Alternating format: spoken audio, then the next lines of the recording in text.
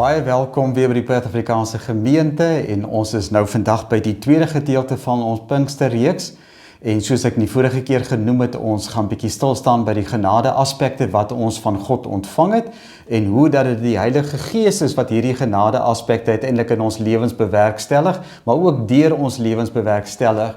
Nou ek het elke keer gesê ek gaan so 'n ander voorbeeld gebruik sodat ons uiteindelik hierdie 4 genade aspekte sommer baie maklik kan onthou. Die eerste keer het ek Johannes 3 vers 16 gebruik. Vandag wil ek sê dat aan die einde van elke erediens wat ons bywoon, en ek praat nou veral van die gereformeerde kerke, is daar 'n geleentheid aan die einde waar die predikant of pastoor hulle hande sal ophef en dan die gemeente die seën van die Here sal toebid. En daardie seën het ook hierdie 4 elemente in, dat die liefde van God, die genade van ons Here Jesus Christus en die teenwoordigheid en die inwoning van die Heilige Gees met ons sal wees, oral en waar ons ook al sal gaan. So weer eens hierdie 4 aspekte van genade, die liefde wat ons van God ontvang, die verlossing in Jesus Christus, en dan uiteindelik die gemeenskap en die inwoning van die Heilige Gees, en om uiteindelik met God vir ewig versoen te wees. En daardie 4 genade aspekte, as ons net dit kan onthou, dan het ons ook die vermoë om met enige iemand oor die Here te gesels. Ek weet baie keer sê ons, maar wat kan ek met ander mense oor praat as ek oor die Here begin gesels?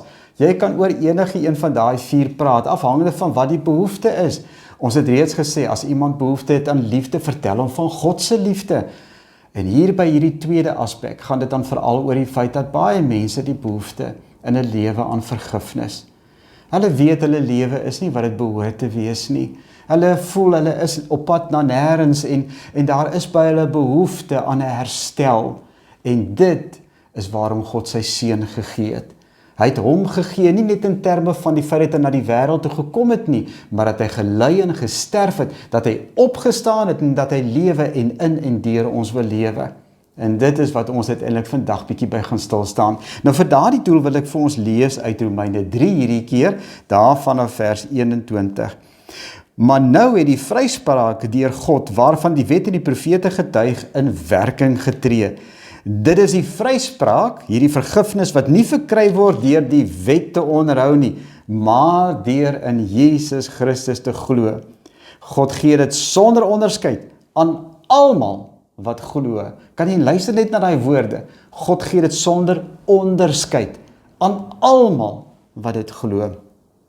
Almal het gesondig en is ver van God af, maar hulle word sonder dat hulle dit verdien op grond van sy genade vrygespreek vanweë die verlossing deur Jesus Christus.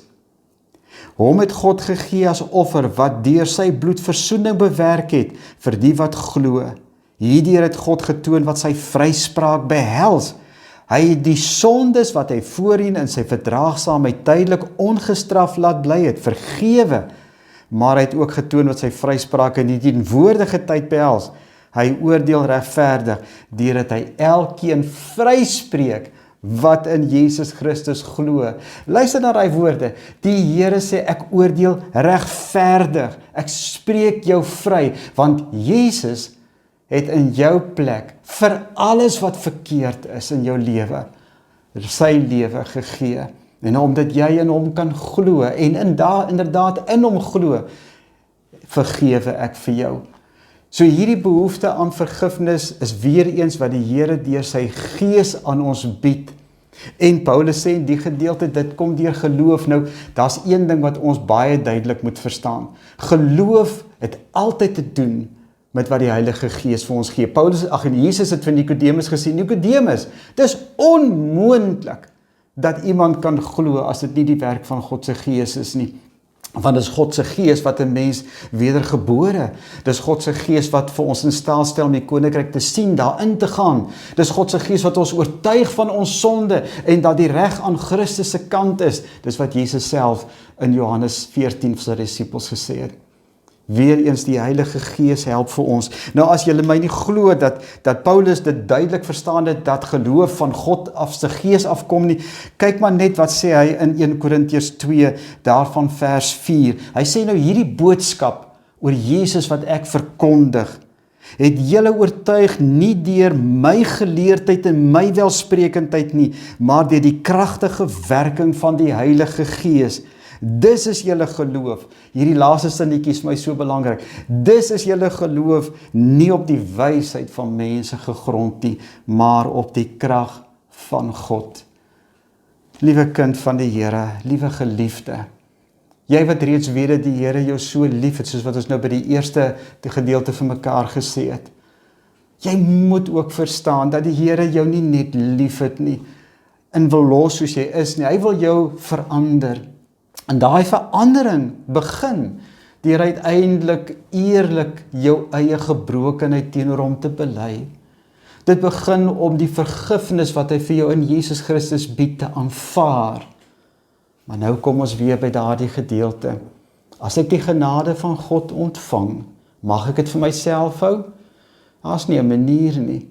Jesus het vir ons oor en oor en oor. Hy het die Onse Vader dit gesê, hy het dit op ander plekke baie duidelik gestel.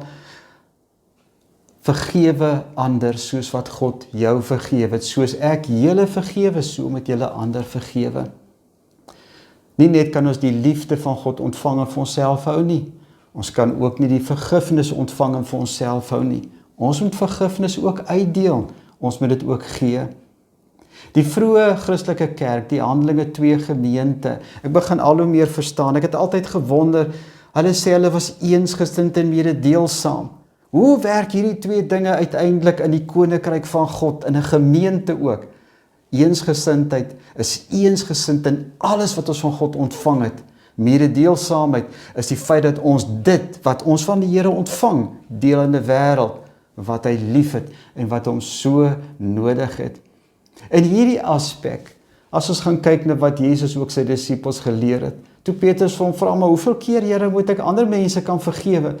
Toe sê hy vir hom, Petrus, nie net 7 keer nie, maar 70 maal 7 keer. Met ander woorde, net soos liefde, wat daar is nie 'n einde aan God se liefde nie, net soos daar ook nie 'n einde aan vergifnis nie. En daarom moet daar ook nie aan ons vergifnis 'n einde wees nie.